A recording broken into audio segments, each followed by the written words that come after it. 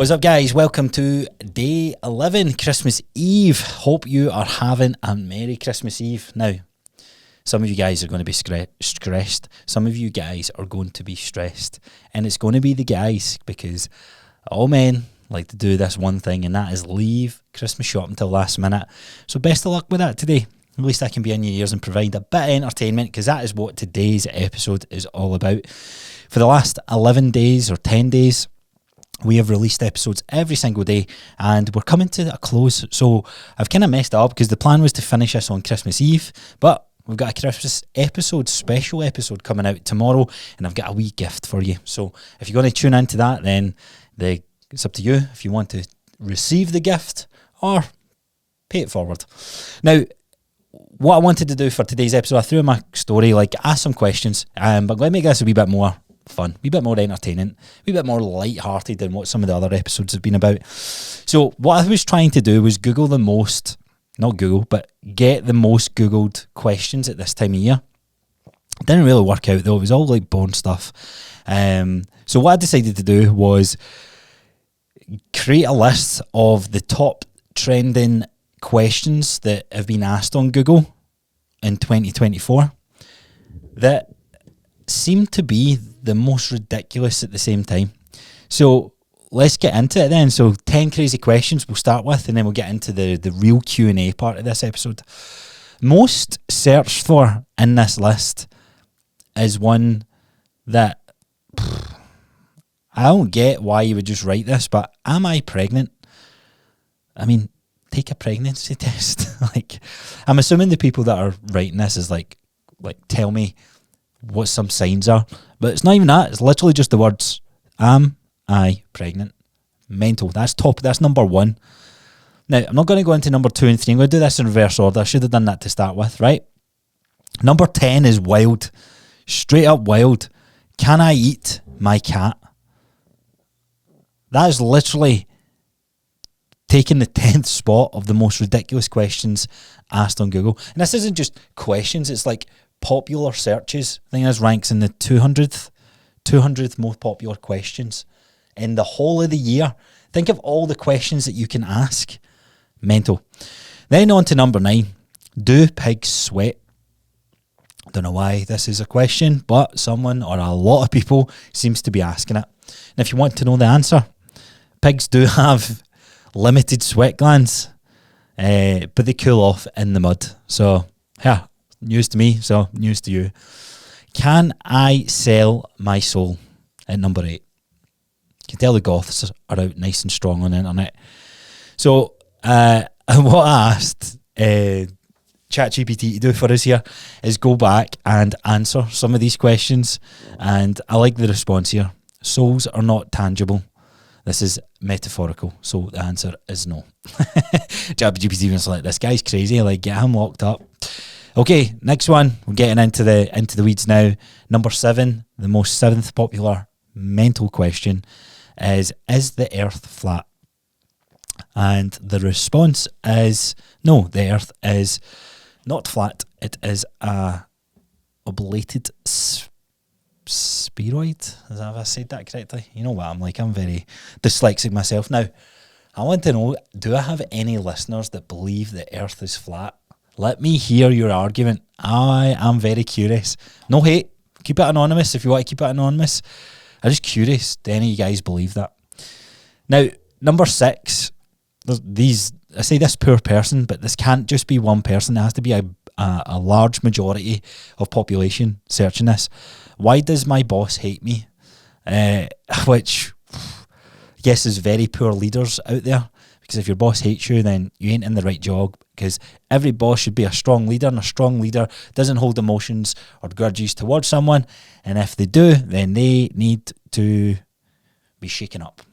Now, the answer to this one was reflect on the workplace interactions and ask for feedback. Very AI and robotic. Very shit response, to be fair. The whole chat GPT. Okay, we're now going into the top 5. This one, an absolute belter. Top 5 most searched for craziest thing on Google. Do penguins have knees? And I'm going to let you answer this just now, because I was very surprised. I thought the answer was no, but in fact they do. They're just hidden under their feathers. What actual penguin knee? Oh my god. What? No way. You need to look up the x-ray of a penguin. So their knees kind of look like where our hips would be. So it's not like your traditional hips. But the x-ray of a penguin, it's like almost like an ass to grass squat. They're constantly raised. That's why they have to walk like a, I was going to say like a duck, walk like a fucking penguin. Right. Anyway, so that was a new one for me. Into the top 4. Honestly, have no words for this one. Can I marry my cousin? Then, if this didn't get any worse, I have then obviously input these questions into ChatGPT and asked it to just answer it in basic terms. The response, it depends on local laws and cultural norms. I thought it was a straight up no. What is going on? These are questions are going to make me Google the same freaking thing. That's the maddest thing about this. Right. So that's number 4. So as you know, number 1 was, am I pregnant? Bizarre. So second and third spot. Number 3, am I a vampire? As I said, the goths are obviously out nice and strong here. Am I a vampire? And straight up, vampires are fictional. You're human. But we all know there's people, I don't actually see it too much in the UK, but people, is it a furry, I think they're referred to as, where they act like cats and walk about with tails and all that sort of stuff. Don't get it, personally. To me, some sort of maybe psychological disorder or whatever you want to call it. But yeah, that ain't right. Now, number 2, I love this one because this is a question, as guys, we've all done, especially if you're into fitness. Does farting burn more calories? And the answer is, in fact, yes. It's minimal calories, but it's not really a reliable weight loss method. I fucking love that one. The calories average in a fart. So you can... No way it's that many. Obviously, this is like top search Google one, but apparently 67 calories in a fart. Well, I think all us guys in particular, we know that ain't true because we would be in a calorie deficit of about 3,000. But it's somewhere in the range of like 20 calories, I believe. But it's hard to like truly measure what it actually is, of course, because you can't you can't control for it, let's say. So anyway, thought I'd open up with that for the 10. Let's get into some real questions. So you guys, I only got a couple here, right enough. Mental to think there's about 2, 3, I think I actually might break 4,000 this month, 4,000 listens, and I can only get a handful of questions. Come on, guys, what's going on? If you have a question, ask it, right? And when you see my question box pop up, just ask it anyway. What do you think the listeners of your fellow standards or peers would like to hear? Right, so give me a sec and I will get this up. Okay, first one. Someone very kindly asked, what are my plans for the Christmas holiday? So for you who might not give a fuck about this, but essentially me and Gillian are going away for a week. Monday to Friday, we've got a little lodge up in Aberdeen and very much looking forward to just me, Jill, Cooper, some games, maybe a wee bit of running, maybe a wee bit of cycling, and just completely chilling out. I feel we've been absolutely smashing the workload, and we actually need time to sit down and think about our goals. And I highly recommend you guys who, if it's not something you typically do it. Like literally write something in order of a financial goal, an aspiration, a fitness, an activity, a hobby, whatever it is. Like write down a couple of goals that you really want to achieve, because from there you can start to build a game plan as you go into the new year. And yeah, what's life without fulfilling it, eh? So that is our plans.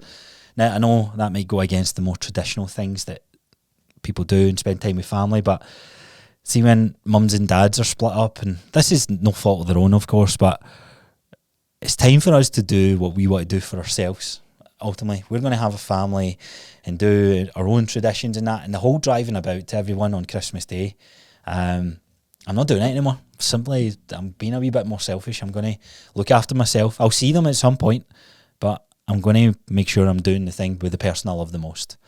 And the second person I love the most, which Gillian, of course, Cooper is. No, I'm kidding on. Jill's number one. Here's a question for you, actually. For you guys who have a dog in a relationship, who do you love more? the dog or your spouse, I guess, if you want to call it that? Let me know. Let me know what your answer is to that. Try and stick a wee poll up. Okay, next one. What is your goals for 2024? But I'm assuming you mean 2025. Or what was my goals for 2024, actually? It's quite a sad one, actually, when I think about it, because I sat down with James and I had a lot of goals for the podcast. Me and Jill kind of wrote some goals where we would like to be in business, and I think we pretty much fulfilled them, more or less. Like, you always write, like, make X amount a month, and we've made X amount some months, but it didn't feel any different. So the monetary thing's a bit of a wake-up call. Definitely I thought this would be like dream money, and now that I'm making that money, I'm like, where is all that going? Because obviously my expenses are higher. So there'll be a different financial aspect there, but Jill quitting her job, coming into and going into business together, that was pretty cool. I think one of the next episodes, not Thursday but next Monday, the last episode of 2024, I'll do a reflection episode. But I was thinking about this yesterday actually, and I was like, oh man, I done a whole goal setting episode of calling out these goals that I wanted to do with James, and the year's not turned out that way, but here, it's a bit of beauty in that lesson, in a sense. So yeah, 2024, I guess, turned out to be it's a great year. I've got my health, got my fitness, got the people I care about around me, and boxed off some cool places, got some cool experiences, and I'm going into the new year with that same vibe, that same attitude. Right, so heard the episode on the how to build more consistency, not feeling motivated. What do you suggest? I'm assuming that's what that means. What do you suggest? Now, look, let's be honest, this is completely normal. We're all feeling this. Good days, bad days, more stressful days.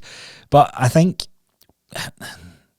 go back, and I'm assuming the whether you've listened to the workout episode or not, that might be a good place to start, because sometimes when you've got these goals, mainly revolves around nutrition and the working out, right? So nutrition, we all know, is going to be a bit more sporadic. There's going to be more options and a wee bit more flexibility, as it should be.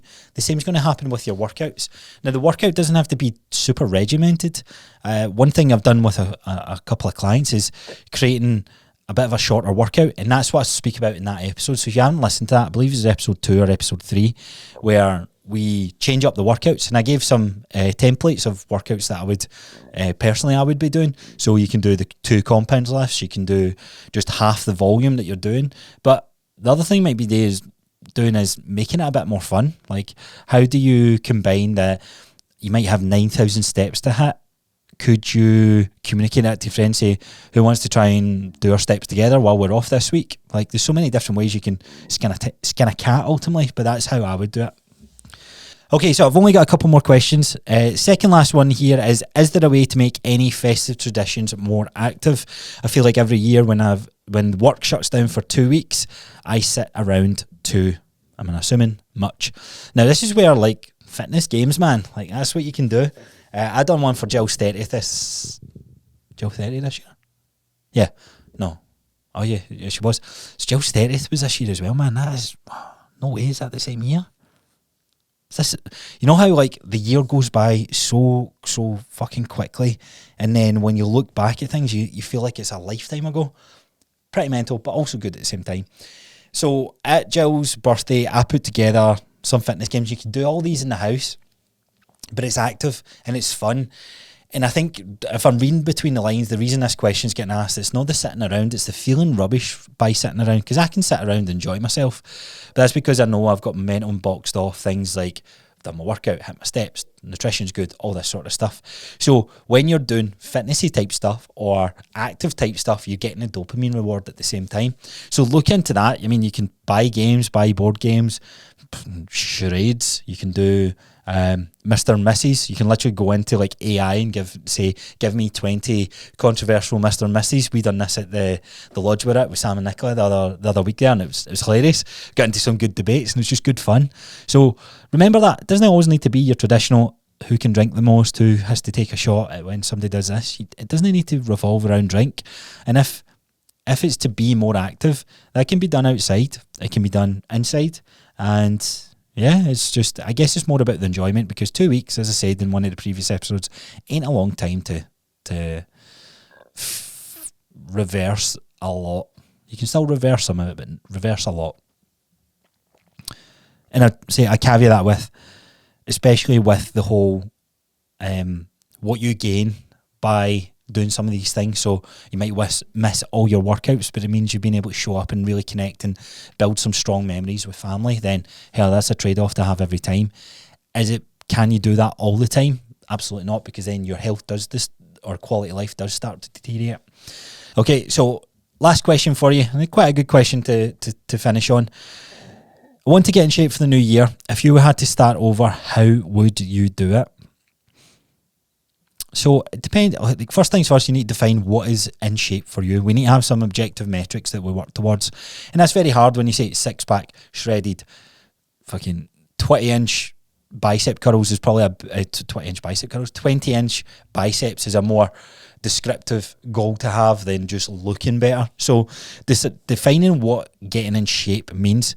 Now, getting in shape is probably how people move, what activities that they do. So what do you like? Is it a 5K you want to run? Do you want to run a 5K in deadlift and squat? Your body weight? Like, what do those objective metrics look like? Once you've got that, it's then building a plan towards that. The thing that's going to underpin all of this, if you don't have a program, you don't have a structure that's in place, doesn't matter.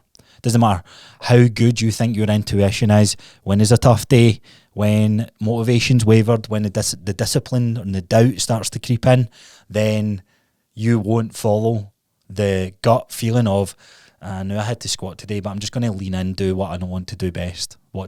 Play games, watch Netflix, maybe go my walk. You see what I mean? So the structure and the plan is almost a given that's needed, and then obviously how you create accountability to follow that consistently, because consistently following a structure is really what's going to get you there.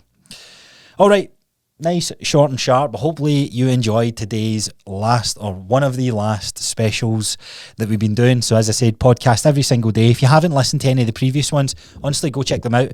Had a lot of data and research that I've done to kind of give you guys the best points, and also the common themes across them all that all tie into one with their own different avenues and aspects of things that all the things that kind of cross our mind over this time of year. Anyway, enjoy the rest of your Christmas Eve. As I said, I'll be back tomorrow with a little surprise, a little gift for you guys that are interested. And then we're back to business as normal, 6 a.m. every Thursday and every Monday. Don't know why I said it in that format, but I guess it's because it's Tuesday right now at the point of listening to this.